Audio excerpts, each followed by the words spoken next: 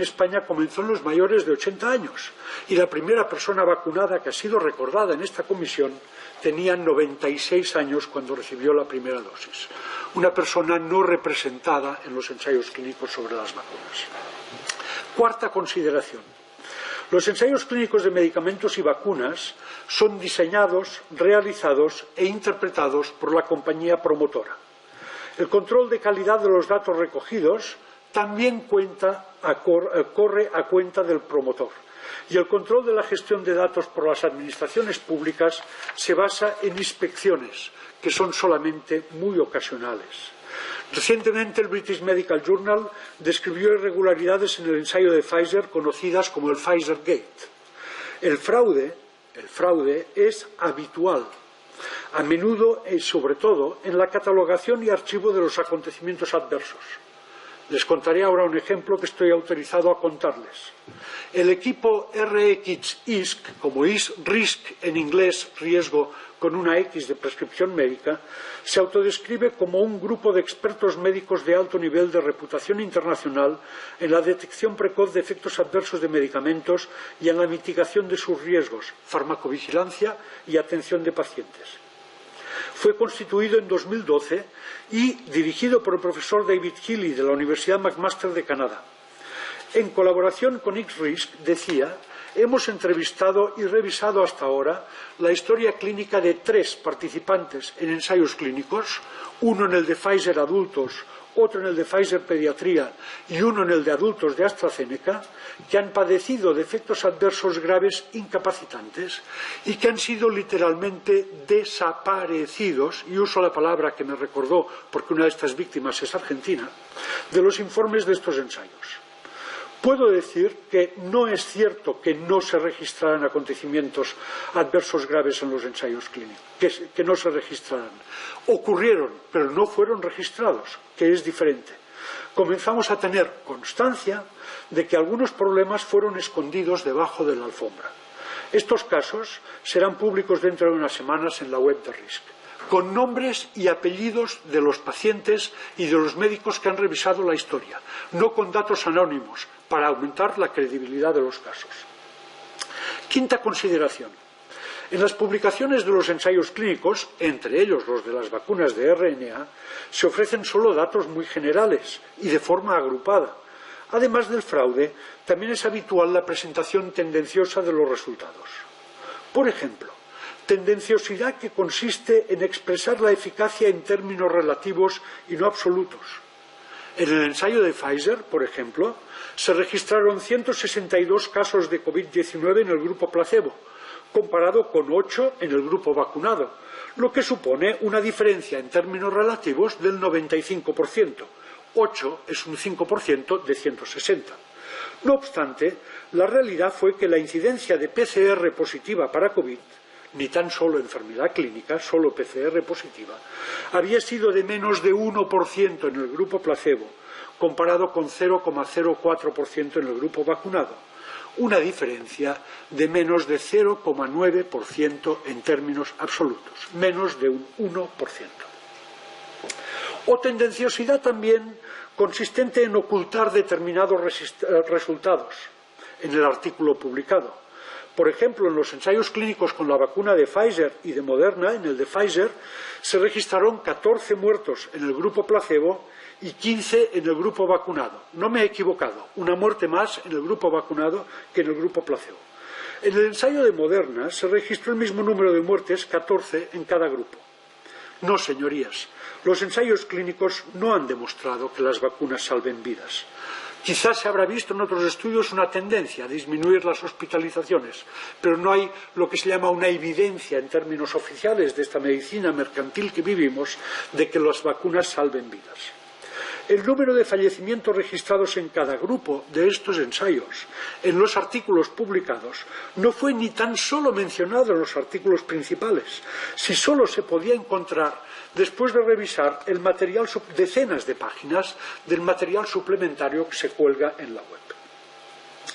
Señorías, no dispongo del tiempo necesario para aburrirles extendiéndome en otros detalles, pero les aseguro que los resultados de los ensayos clínicos promovidos por las compañías farmacéuticas deben ser considerados más bien como indicios y de ningún modo como lo que llaman evidencias.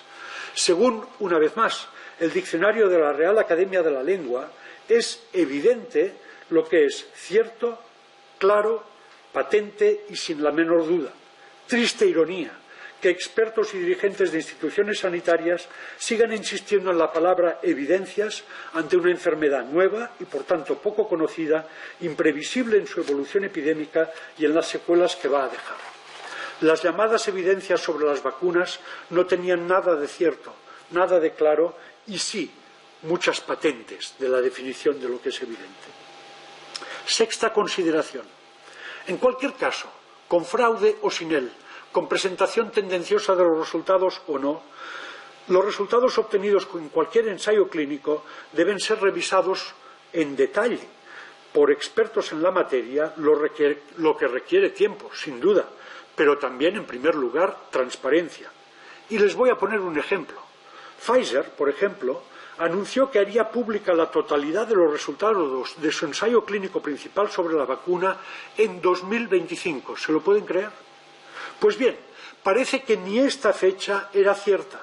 En el pasado mes de enero, a petición de varias organizaciones civiles por la transparencia, un juez federal de Estados Unidos obligó a la FDA y a Pfizer a hacer públicos estos resultados en un lapso de meses, en lugar de los 75 años que pretendía la compañía y que había pactado con Pfizer. Séptima consideración.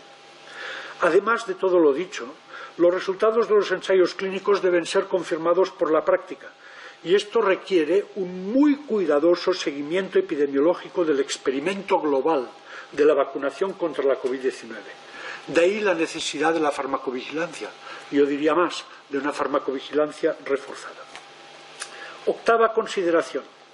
A pesar de los resultados aparentemente optimistas de los ensayos clínicos sobre las vacunas contra la COVID, ya en enero de 2021, hace 13 meses, teníamos 5 áreas bien identificadas de incertidumbre. Primero, ¿cuál sería la duración de la eficacia preventiva de la vacuna?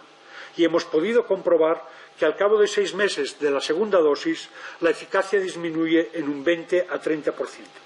Pero es curioso. En lugar de tomar nota de este hecho como una insuficiencia de las vacunas, los fabricantes acogieron esta noticia con subidas de su cotización en bolsa. Claro, si un producto es ineficaz o parcialmente eficaz, habrá que ir repitiendo dosis, si es posible, durante toda la vida. Esto es el sueño de cualquier vendedor de medicamentos para el colesterol, la osteoporosis o de vendedor de crecepelos. La realidad es que necesitamos mejores vacunas en términos de eficacia protectora, como ha dicho el secretario general de la OMS. La segunda duda se refería al efecto preventivo de las vacunas sobre las nuevas variantes del virus. La eficacia de las vacunas frente a la cepa delta fue inferior a su eficacia frente a la cepa alfa, y la experiencia reciente ha mostrado que las vacunas no han funcionado frente a la cepa Omicron. Y añado, a pesar de los llamamientos a la población a vacunarse cuando llegó la cepa Omicron. Por ejemplo, los datos oficiales reproducidos por el profesor Luis Carlos Silva, relativos a Cataluña, muestran que entre el 23 de diciembre pasado y el 12 de enero pasado, en plena onda Omicron, se registraron 37.000 diagnósticos de COVID por PCR en personas vacunadas y 30.000, algo menos, en personas no vacunadas. Esto no quiere decir que los vacunados tuvieran más enfermedad por Omicron. Lo que quiere decir, o lo que se puede interpretar sin duda, es que la vacuna no protegía contra la enfermedad producida por la cepa Omicron. La tercera duda o incertidumbre que existía con las vacunas se refería a si evitarían la transmisión o contagio. Y está claro que las vacunas no evitan la transmisión de la enfermedad, aunque algunos comparecientes lo han dicho con la boca pequeña, no la evitan. De modo que el pasaporte o certificado COVID carecía de base científica y además puede haber contribuido a aumentar el número de casos, puesto que daba una falsa sensación de seguridad a quienes lo obtenían.